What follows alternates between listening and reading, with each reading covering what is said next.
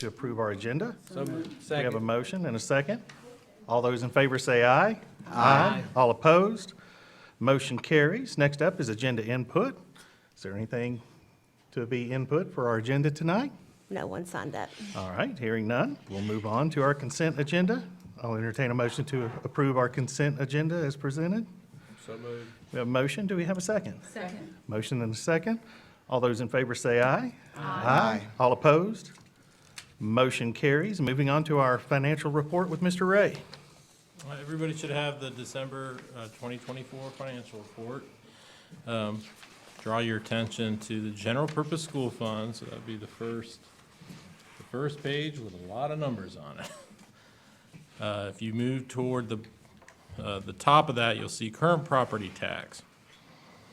And you'll see a budget for $2.2 million in property tax. Is anybody not able to find it? Joey, are you I don't good? think I have it. Is it in the back of the big one? It should be online, No, that's your board policies. in the board packet online. Anyway, we have $2.2 million budgeted for property tax. We've only collected $375. That's because property tax starts rolling in real heavy in January, February, and March. Just kind of wanted to explain that. That's not an even monthly collection. Like sales tax would be kind of evenly over 12 months. So if you scroll down to, well, you can't if you don't have it, but you'll see that we have a new revenue account called disaster relief. That's brand new for us and brand new for the state of Tennessee for boards of ed. That is our FEMA money from an application made in 2021 to get reimbursed for all the cleaning supplies and the sprayers and all the things we did to return to school, I won't say the end of COVID, but when we could return to school. FEMA had some applications, and I did pursue that. Well, they're a little slow, obviously. We just got the check in December. So, a couple years later. But it was $48,000, so it was worth it. I haven't budgeted for that yet. I never did budget for it because I was kind of like, I don't even know if I'm going to get this money. When they approved it, that was over a year ago as well. So I will put that into the budget. But that's the good news.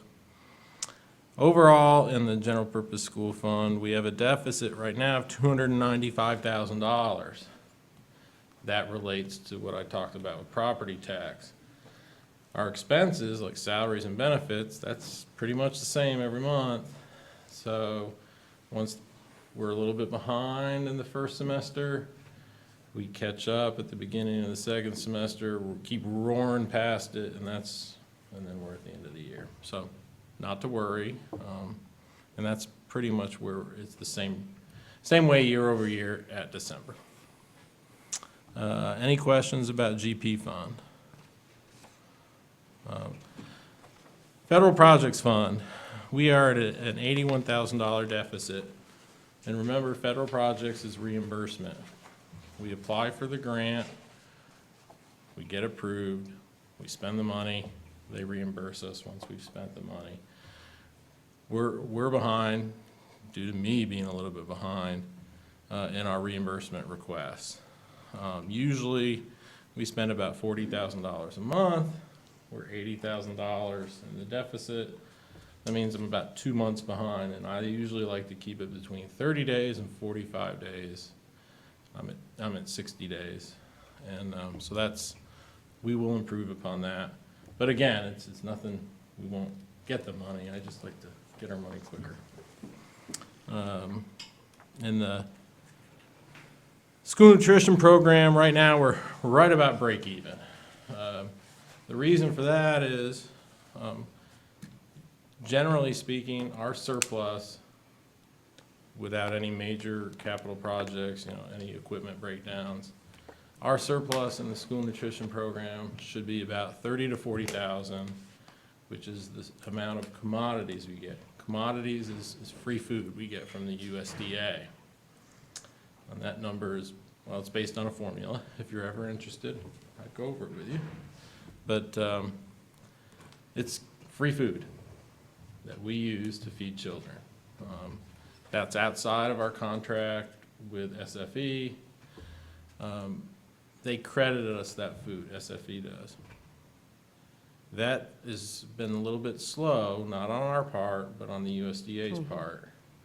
It's gearing up in December, and it has improved in January and so far in February. So I look for that break even to turn into a surplus from now, pretty much every month, if we don't have any major equipment purchases. So remember, when I buy a $10,000 oven, I don't depreciate it and amortize it over years.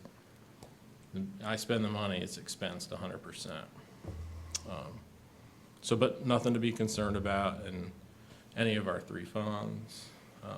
Happy to answer any questions. All right, does anybody have any questions for Mr. Ray regarding our December financial report? Hearing none, I'll entertain a motion to approve our December financial report as presented.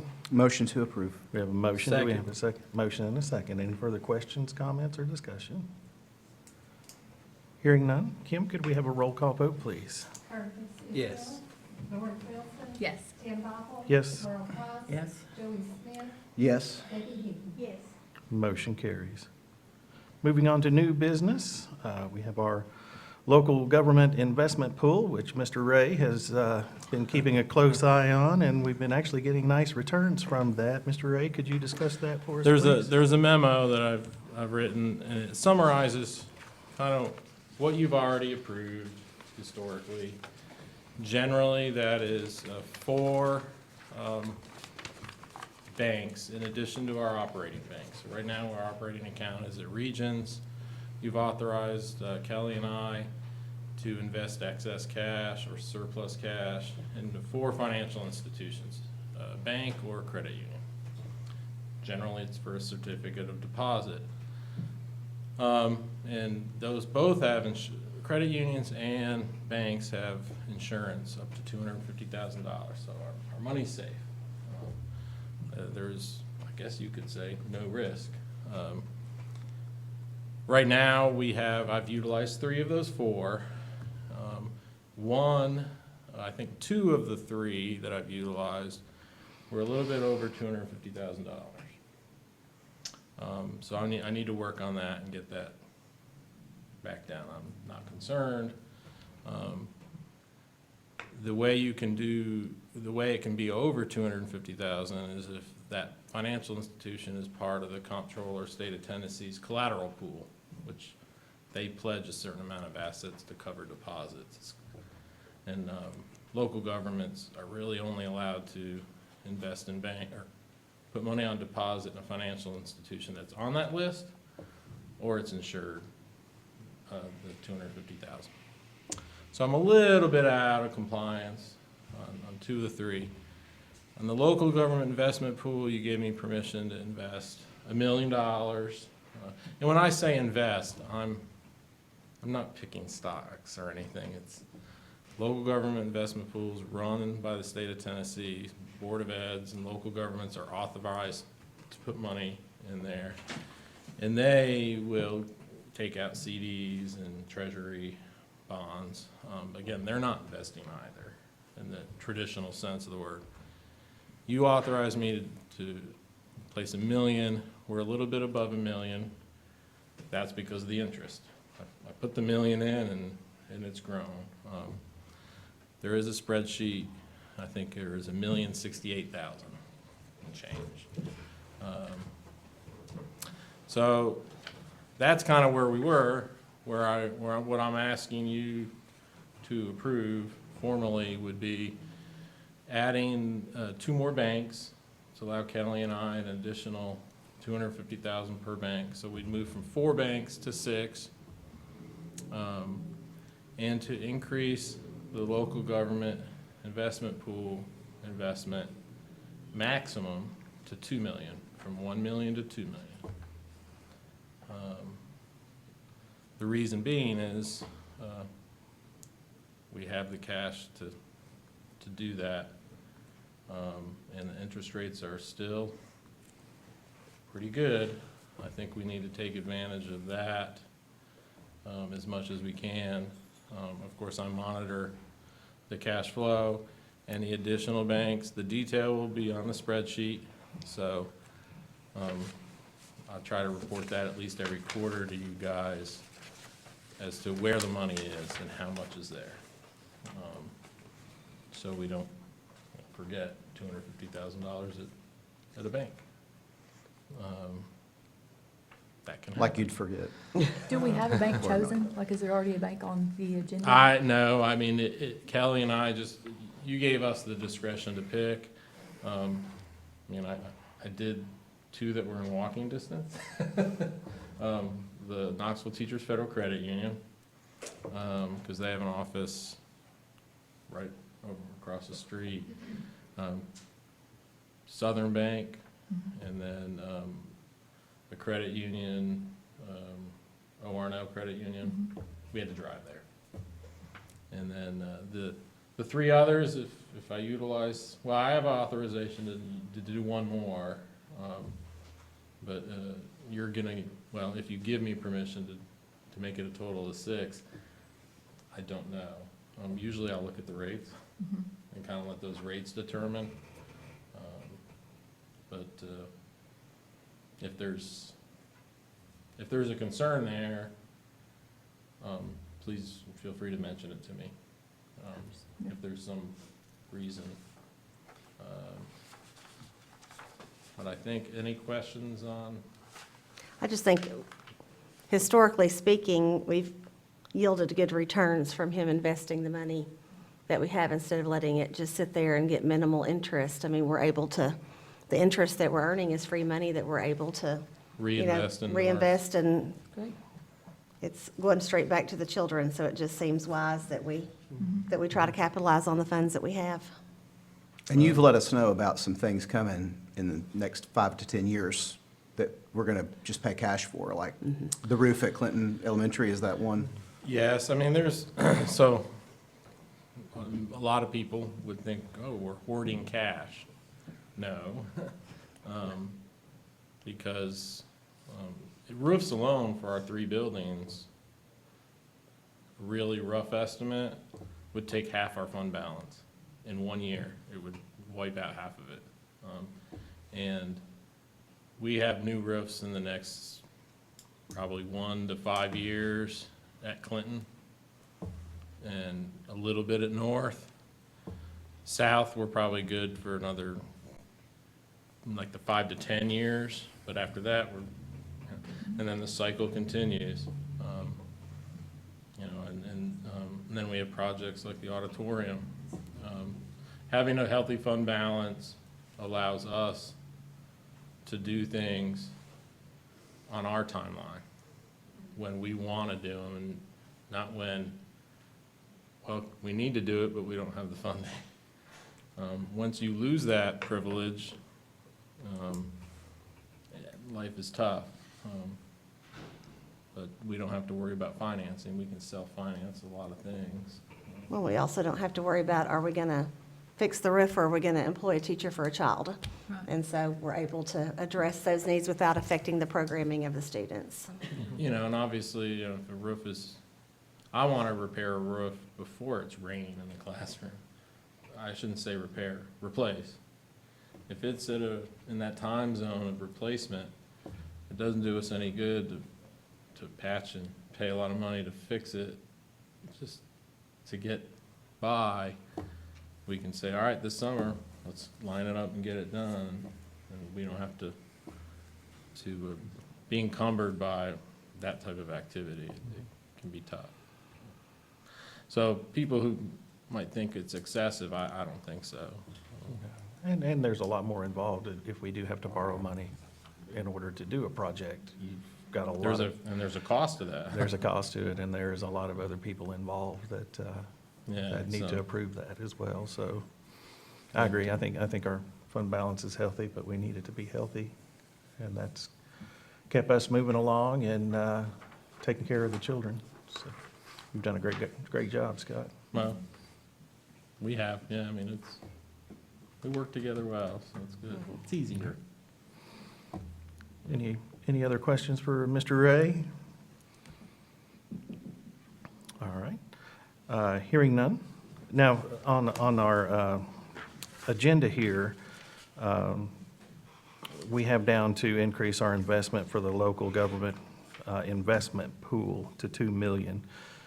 If we Do I want need to amend this, or would somebody be willing to amend this to add 2 more banks for our, if you want to do that, Yeah. or just do the local government investment pool, and I can add to the agenda the banks on the next meeting. I think, I given the think go fact we've ahead. got one more to go, with your all's permission, I would say he does that, and then we bring it back to you all. okay, well, I was just going to say, since it's already written up here, I could entertain Sorry a about motion that. to I was- amend if we need to. Got a little ahead of myself. I think we're good for now. Are we good for And then now? we'll just bring it back Alright. to another board meeting. All right. Any further questions or comments? All right. Hearing none, I'll entertain a motion to approve our local government investment pool cap from $1 million to $2 million. Motion to approve? We have a motion. Do we have a second? Second. Motion and a second. Any further questions or comments? Hearing none. Kim, could we have a roll call vote, please? Curtis Isbell, Yes. Lori Wilson, Yes. Tim Hopple. Yes. Earl Cross. Yes. Joey Smith, Yes. Debbie Higgins, yes. Motion carries. Moving on to reports and information. Okay, it's been a few months since we've heard from our sweet principals and what's going on in all of the schools. So we'll just start up here with the front with Miss Monica Ryle to give us some updates on North Clinton Elementary. I hated I missed last month. We have had a lot going on, but I'm going to try to keep it pretty short. You know that we have the U-Trust grant, which has given us some money to spend on our staff members and recognizing different pieces and parts of our staff throughout the year. So some of the events that we've had for that have been recognizing our custodians, our cafeteria staff. We've had a sunshine cart with snacks and beverages that teachers can have if they get a little thirsty. We've also started having Southern Sips come. I think they're going to be coming like once a month to just provide a little treat for our staff as well. We had our second session at parent conferences at the end of last month. Zoo Mobile at the start of this month came from Knoxville Zoo, came earlier to see our students with some animals and some activities. And Kelly Reed, who is one of our kindergarten teachers and the head of the assembly committee, applied for and received a grant from the Education Foundation to make this possible for our students. We completed our standalone field test, which I was a little surprised to hear from teachers that they found some areas, as much as they disliked having to give it, found some areas to support students with test-taking strategies for the upcoming state testing. We had a STEM event today, actually just came from there. They had some Probots and some foam gnomes and some the Van de Graaff machine, and this was all help from they were making butter. It was all help from the Oak Ridge Institute for Science and Education. So they were excited to come present to our students, and our students were beside themselves with the gloves and the glasses and everything. Finally, our PLC work, after the last session with NIET coaching session with Keely Potter and our instructional coaches, our teachers are currently bringing in analyzed student work and creating some action plans using high-quality instructional materials for small or whole group reteaching and remediation for misconceptions in lessons and or enrichment activities for students needing these opportunities. They're also learning to reflect on the experience with an impact statement to summarize the effect of their teaching strategies while using our one of the state evaluation models, the team rubric, to support that they're using research-based best practices for those strategies. When we asked the teachers to reflect on the value of these impact statements, it was very surprising in a very positive way that they said it helped them make them feel more confident of their remediation strategies and clarified the expectations of their team rubric model. So, thank you very much. Thank you, Thank you. Monica. And Monica, do you want to formally make your announcement of what's going to happen in your life in May of this year, or I guess the second week of June this year, actually? Only if you make me. I'm going to make you. I'm going to make it as painful as possible for you just to okay. announce That's it okay. publicly. Well, this is my 30th year with Clinton City Schools. It has been an absolute joy and precious time, and I wouldn't trade any of it for anything. And Ms. Merle Price hired me fresh out of college and was just the dearest soul to put that kind of trust in me and in a very special place. And I regret not 1 minute, and I can't believe that it's been 30 years, because that went by really, really stinking fast. But I am going to retire at the beginning of June, so. So we are But- very, very happy for you. Very sad for us because you're such a integral part of what we do and the success of North Clinton Elementary, but it's time for you to enjoy, It so. is, it is, and I can't wait to come in and bring little treats for teachers and then leave. Thank you, Monica. And so I think that most of you all know, just because of board reports, but just if there's public watching, we have named the next principal. So Abby, if you would like to stand up and just wave to everyone and let them see who you are. But Abby Kidwell, who is assistant principal at Clinton Elementary School, will be making the move to become head principal at North Clinton. And so I think that will be a good, consistent move where we can keep the good instructional programming and expectations and get things in place going. So we're looking forward to Abby taking on this new role and spreading her wings.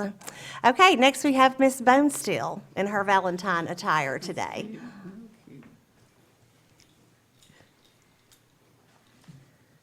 All right, so we are continuing our Fun Culture Building activities every Friday at South Clinton Elementary with our Fun Friday meetings. At 7:45, we gather all the kids in the gym, and they get in their mixed community groups, and we have really fun competitions, sometimes involving the kids, sometimes involving the teachers, which is really fun. I know, I think Merle, you came and watched and saw all the fun craziness that happens on Friday mornings. I thought think it was fantastic. Thank you. The kids get really excited about being at school. They ask me, are we having Fun Friday today? So they look forward to it every week. Our students are competing in their communities for extra recess and a treat at the end of the 9 weeks. So every 9 weeks, they can earn some incentive by getting pom-poms in their community jars. So right now, currently, the Orange TriStar community, which Kelly happens to be an honorary member Yes, I of. am. Yes, I am. She has her TriStar orange t-shirt, is in the lead, but followed closely by the Red Water Tower community. So time will tell who's going to be the winner at the end of the 9 weeks. How did you get into this group? Well, I'm not gonna lie, I did choose the red or the orange Orange TriStar because I liked, it had the Tennessee, it had the Tennessee 3 stars and it was orange. just so liked the t-shirt. that- I may have been a little biased in why I chose that one. So you can come and help with the incentive if they win. Parent conferences were tonight from 3:30 to 5:30, so we had a good turnout for that.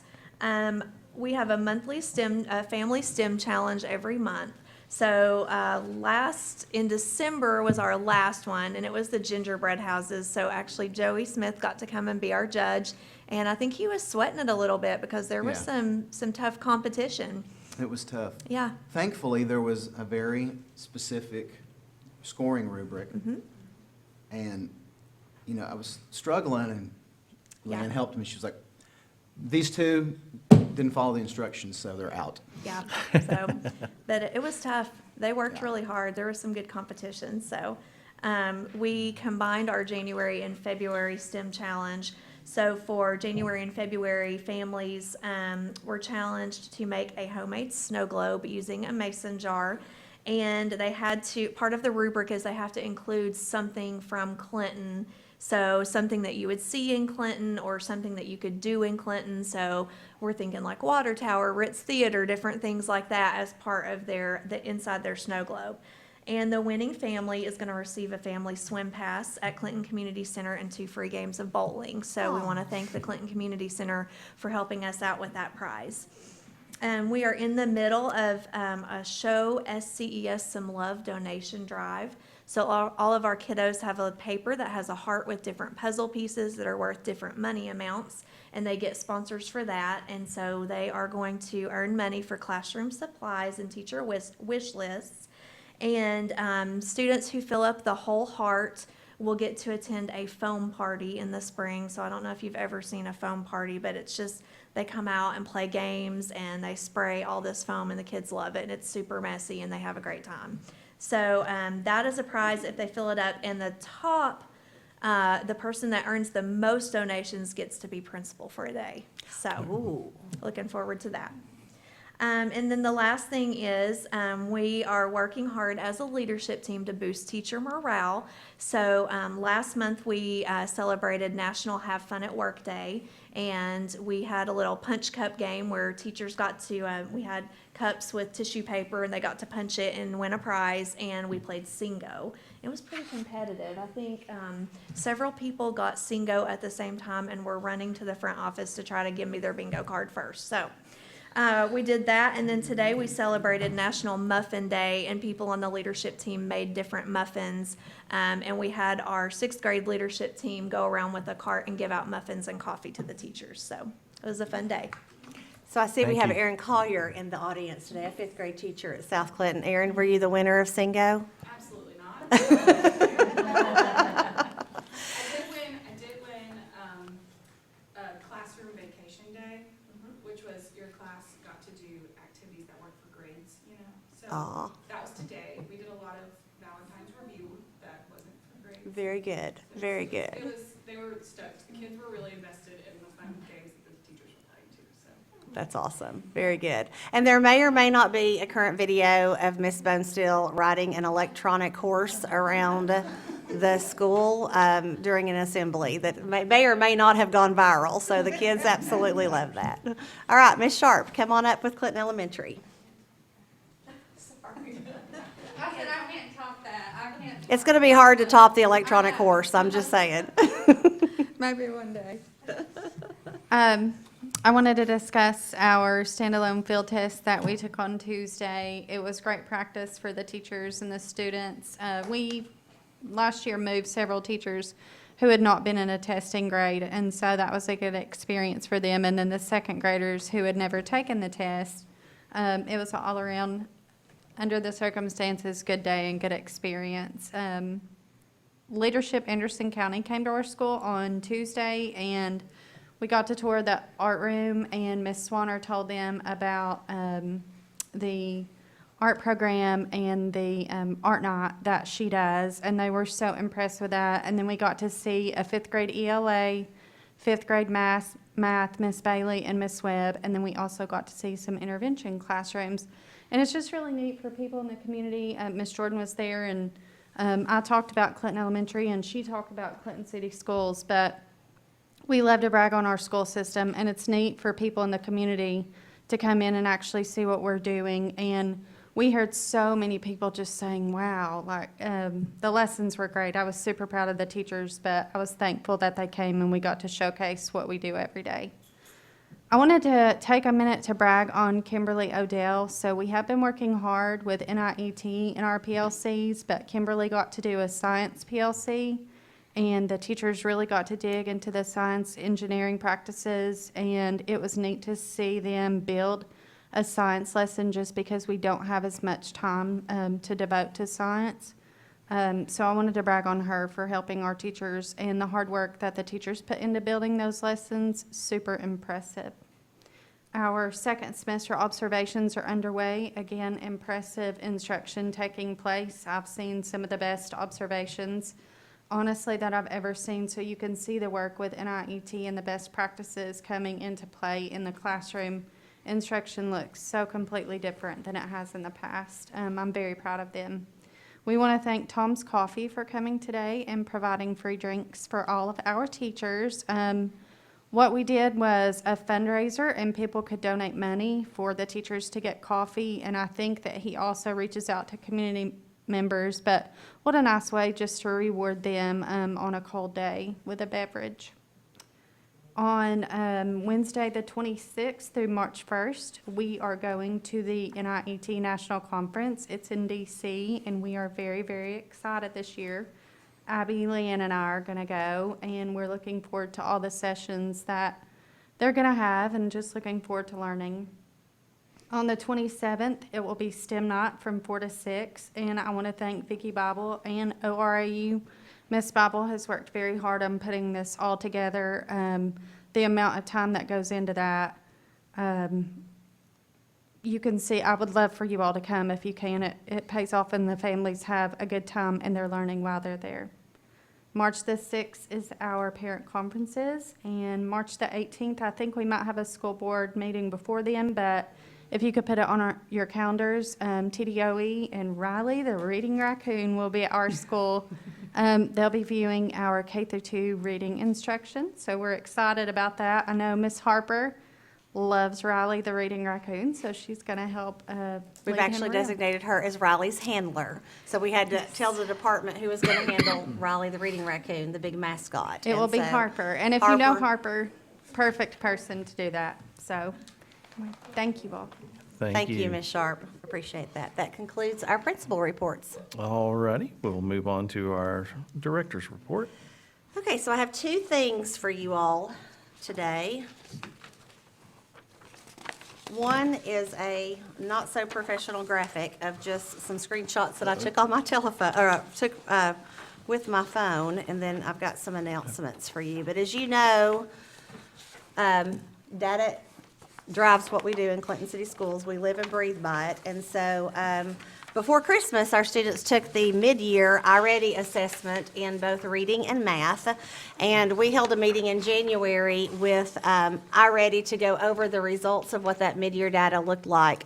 And we disaggregated that data into subgroups. We looked at it from a variety of different ways, from proficiency to growth to projected scores on TCAP. We looked at regular growth. We looked at stretch growth. But I really thought that this picture summarized really where we are. And I've got a couple of, if you want, Jamie, you want to come and grab those two and you can share it with Mr. Heaton and Wendy. But if you take a look on the front, or I guess either side, if you look at the top of the picture, I just screenshotted this as we were meeting with iReady.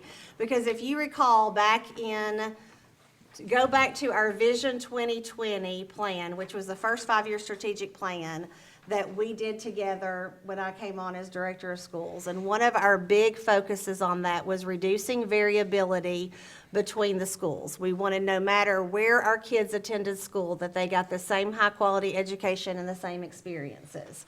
And so over time, that has been our focus. And if you look at the screenshot that has a blue mathematics at the top,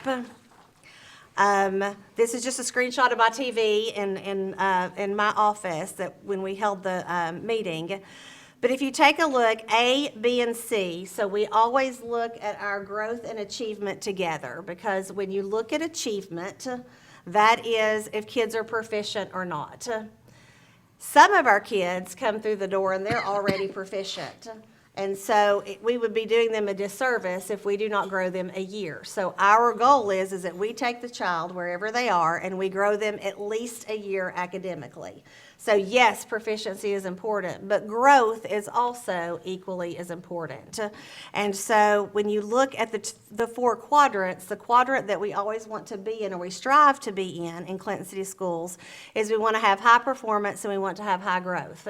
That means that our students are achieving proficiency at a high level, but they're also growing. And through growth, particularly, Jamie will tell you, stretch growth, that is how we get into closing the achievement gaps. And so if you look here in mathematics, A, B, and C, all 3 of our schools are in the high performance, high growth category. If you take a look at the actual performance measures, all 3 schools, which I'm going to tell you, as you know, are significantly different and bring different cultures, different dynamics that enter the school door, their performance is exactly the same. And their growth, what you would expect to see at North Clinton, their growth is higher than the other 2 schools. That is important for North Clinton, because we've got to close those, we've got to grow and do the stretch growth in order to cut in to the achievement with that school. And so, yay that they are all in the same quadrant, but even more of a yay that our dots are lining up, and we are getting to the point that we have achieved the goal that we have so strategically worked at for the last 9 years. So then if you flip it over to the other side where you see a green reading at the top, you will see once again, all 3 of our schools are in the quadrant that we want to be in. And so it is high performance and high growth. But I want you to take a look because all 3 schools are doing amazing. Our mid-year data looked super, super strong. But when you look at our focus of what we have been doing with North Clinton, and we have strategically been placing teachers who are a good fit. Monica has been embracing the work of NIET. We've been looking at student work. We've been holding those high expectations. And guys, when you walk in that building, that may be our high poverty school, but you would never know it walking in that building because those teachers believe in the kids, they have high expectations, and they know that education is their way out of poverty. And those teachers firmly believe that with every breath that they take. And I want you to look at their performance. Their performance is at 60. This is the highest academic performance that we have seen from North Clinton Elementary. And it is about mindset. It is about support, and it is about taking care of our teachers so our teachers can take care of our kids. And so when we look at that, and then there again, we see that North, South, and Clinton are basically performing around the same level. And then once again, you look at North Clinton, keep in mind, guys, a 100% growth is our goal for the year. And their median growth at the middle of the year is 109%. That's the median growth, which means that half of the kids made bigger growth than that, or larger growth than that. And so if you see me getting pumped up, we are pumped up about this because this is exactly what we want to achieve in Clinton City Schools is no matter where they go to school, they're going to get the same high level of instruction and have high quality staff that takes care of them. So celebration, there may have been some leg kicks going on, and we did all celebrate with the principals because you know, we don't want the principals to compete with each other because it's not a competition between our schools. We're all in it together. And so when you see all 3 schools through our intentional work succeeding at the same level, it is just inspiring and impressive. So that may or may not be framed in my office. And we did have to capture the I Love Us sign at the bottom. But just some other general updates, director updates, is I wanted to give everybody an update on where we are with the Clinton Elementary Auditorium. Things are happening. As you know, they don't always happen quite as quickly as we would like them to happen, but things are happening. So the painting, the ceiling, and the lighting phase is completed, and so it does have a brighter look. The ceiling looks incredibly fabulous. So right now what we are doing is Scott is in contact, Scott and Sean, we're waiting on a state contract vendor is going to come and complete the digital topographic scan for the seat layout. And yes, I got that specific wording straight from Scott Ray because I wanted to make sure that I said that correctly. But we are using a state contract vendor to come and lay that out for us so that we can see how many seats. We did use a committee based on Merle's recommendation of teachers, and Joey served on that committee, and we chose what kind of style of chair we wanted and what colors we wanted to go with. And so he will come and digitally lay all of that out, and then Scott will actually still RFP that. And he will take the response of the state contract, but he's also going to make sure that he can't get it a little bit cheaper. So so that is where we are with that. Once we get the digital layout, we're going to consider the multiple vendors, take the best price with the best quality, and then we will order the chairs. Our goal, what I hope, is that it would be ready to go by our back-to-school district-wide staff meeting in August. So that is my goal, and I can tell by Scott Ray's face that he is going to make sure that happens for us. Also with the CES playground, we are still rocking and rolling with that. That is actually in the middle of the RFP process right now. Several different vendors have filled out an intent to apply or to submit a proposal. In fact, we've had several of the vendors actually come and conduct a site visit with Sean and Scott to see the layout of the playground. This has been a real interesting unfolding of just learning what it is like to see things from a different person's perspective. We have held several meetings with CES staff. We have had several meetings with parents. We've talked to playground vendors. But Kristen Webb, our fifth grade teacher at Clinton Elementary, has just been instrumental in helping us with this process. As you know, we currently have, Jenna, 5 wheelchair students at Clinton Elementary. And one of them is Owen, who is Kristen's son. And so she's looked at the playground. She has given us feedback on the playground. And the last feedback that she gave us was just so inspiring. She said, we had the playground equipment with the slide and how you can climb up. And she said it's just real important that they just want to be on some level on that, even though they can't climb all the way up to the slide, if they could just get to the first level of that playground equipment, that helps them to feel included with the other kids. So we went back to the drawing board and we created to where you can go to the level, and then there's a platform that will have panels of all kinds of activities that you can do. And so she's given us really good perspective of what it is like to be the parent of a child that has accessibility needs and things that we need to consider in moving forward with this project. But one of the interesting things is she looked at what we had in our RFP, and she had some questions, and so Scott went up and met with her, and she said all Owen wants to do is be able to shoot a basketball. If we could just have some sort of basketball goal on that court, because that is all he wants to be able to do. And so we've gone back to the drawing board, and you're going to see Scott's good side here with his great heart, and he may have tears in his eyes right now because he can't tell the story without crying. But, he has found a funnel, which I'm sure that you know, where you shoot the ball up in the great big funnel and it comes out with four different holes. But he has a great idea to lower that and then to get some wheelchairs or chairs in some capacity, and this becomes a sitting game where our children actually sit down like Owen and our other 4 children, and they co-play together and give our children the perspective of what it is like to look at things through the eyes of our 5 children who have accessibility needs. And so I told him, I was like, what's happening to you? Your heart is really, really growing, because this is going to actually cost more money. And he says, if it's children, then we spend money. But those are just the conversations, and I think we have learned so much, because it is easy for us to assume that we know what needs to go into a playground. But the kids will tell us. If we just ask and let them be a part, they're going to let us know what is meaningful to them.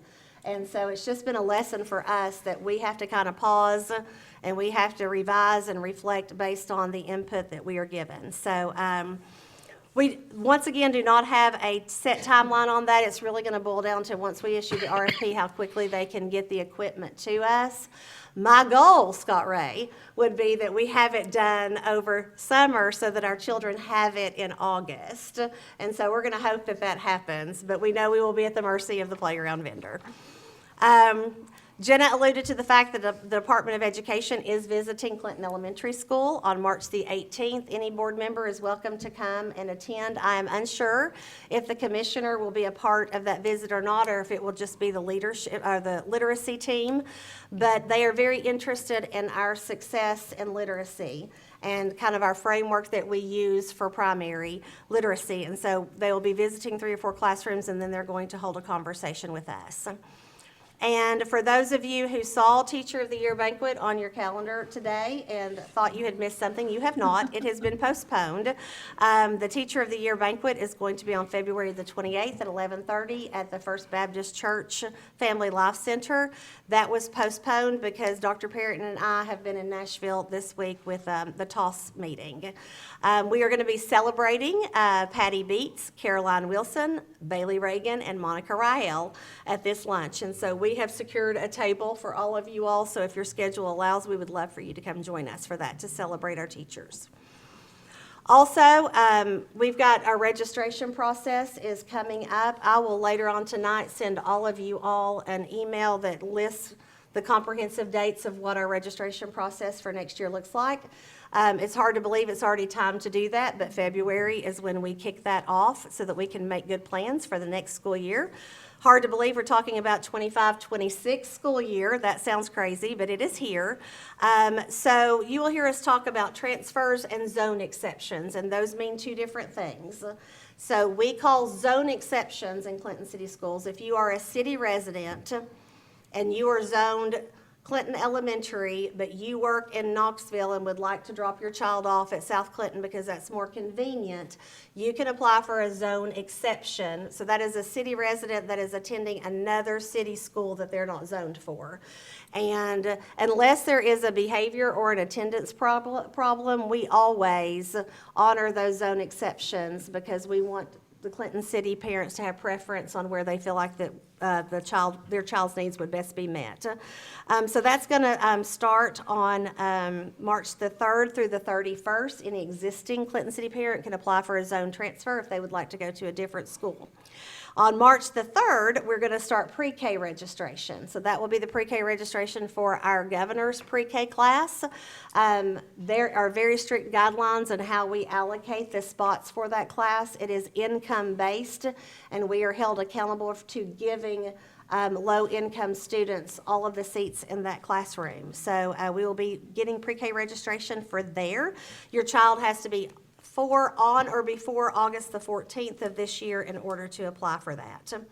And then if you are an existing city family and you have a child who is going to be 5 on or before August the 15th of 2025, on March the 3rd, you can begin to call central office. We're going to have our kindergarten registration dates at each one of the schools, and those are listed. All of this information is also on our district website, and we will also be pushing it out on social media as well. But we will get all of our city students registered first, and then we will begin the transfer registration will begin then, and I think that begins, April 1st through May 15th will be, if you live in the county or live somewhere else and want to come to the city, that will be the time that you can apply for a transfer. And then we need to see what our city numbers look like first, and then if there is space available, then we try to honor the transfers as well. The kindergarten transfer parents will register after they know whether their child's transfer application has been able to be approved or not. So that is a lot of dates, but I just wanted to publicly say it in case someone is listening. But I will also email you those dates because I know that you will be asked by community members kind of what is going on with that.